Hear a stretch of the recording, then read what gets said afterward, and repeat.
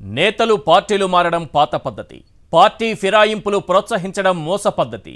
పార్టీకి పార్టీనే లేపేయడం కొత్త ట్రెండ్. ఏ పార్టీ సిద్ధాంతానికి కట్టుబడ్డామన్నది విషయమే కాదన్నయ్యా. ఏ పార్టీ టికెట్పై పోటీ చేశామన్నది పాయింటే కాదన్నయ్యా. ఏ పార్టీని చూసి ప్రజలు మనకు ఓటేశారన్నది అసలు మ్యాటరే కాదన్నయ్యా. అధికారంలో ఉన్న పార్టీలో మనం ఉన్నామా లేదా, ఓడిపోయిన పార్టీ నుంచి గెలిచి అధికారంలోకి వచ్చిన పార్టీలోకి అర్జెంటుగా జంప్ చేశామా లేదా, ఇదే అసలు పాయింట్. ప్రతిపక్షంలో ఉంటే పార్టీ ఫిరాయింపుల్ని అరికట్టాల్సిందే అంటూ మైకులు పగిలేలా అరుస్తారు. అధికారంలోకి రాగానే పార్టీ ఫిరాయింపుల్ని ఓ స్కీములా అమలు చేస్తారు. తెలంగాణలో గతంలో ఏం జరిగిందో ఇప్పుడు అదే జరుగుతోంది. గతంలో ఇటు నుంచి అటు దూకారు, ఇప్పుడు అటు నుంచి ఇటు దూకుతున్నారు. అధికారం మారొచ్చు, కానీ దూకడం మాత్రం కామన్.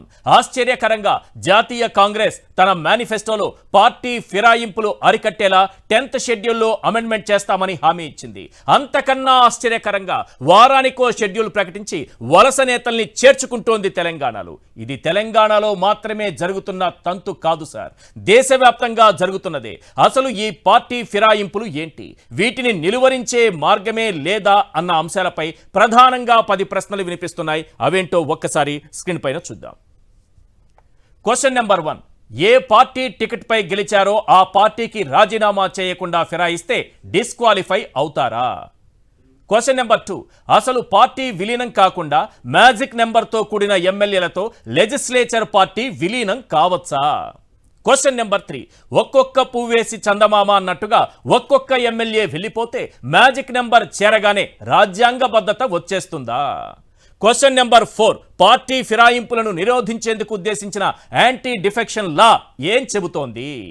క్వశ్చన్ నెంబర్ 5, పార్టీ ఫిరాయించిన వ్యతిరేక కార్యకలాపాలకు పాల్పడిన వారిపై అనర్హత వేటు విషయంలో స్పీకర్ ఎంత సమయమైనా తీసుకోవచ్చా?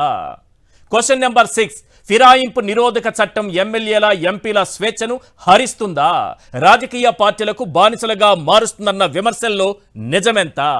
క్వశ్చన్ నెంబర్ 7, ఫిరాయింపుల నిరోధక చట్టం ఉన్న పార్టీ ఫిరాయించి మంత్రులుగా ఎలా కొనసాగగలుగుతున్నారు? క్వశ్చన్ నెంబర్ 8, ఇంత బహిరంగంగా నేతలు చట్టాన్ని ఉల్లంఘిస్తే కోర్టులు ప్రేక్షక పాత్ర వహించడం తప్ప ఏమీ చేయలేవా? క్వశ్చన్ నెంబర్ 9, ఎమ్మెల్యే లేదా ఎంపీ పదవికి రాజీనామా చేసి పార్టీ ఫిరాయిస్తే చట్టం అంగీకరించవచ్చు, కానీ రాజకీయంగా సరైనదేనా? క్వశ్చన్ నెంబర్ 10th షెడ్యూల్లో సవరణ చేస్తామని కాంగ్రెస్ పార్టీ మేనిఫెస్టోలో హామీ ఇచ్చింది. అసలు ఫిరాయింపు చట్టంలో రావాల్సినటువంటి మార్పులేంటి? ఈ 10 ప్రశ్నలపైనే మనం చర్చించబోతున్నాం.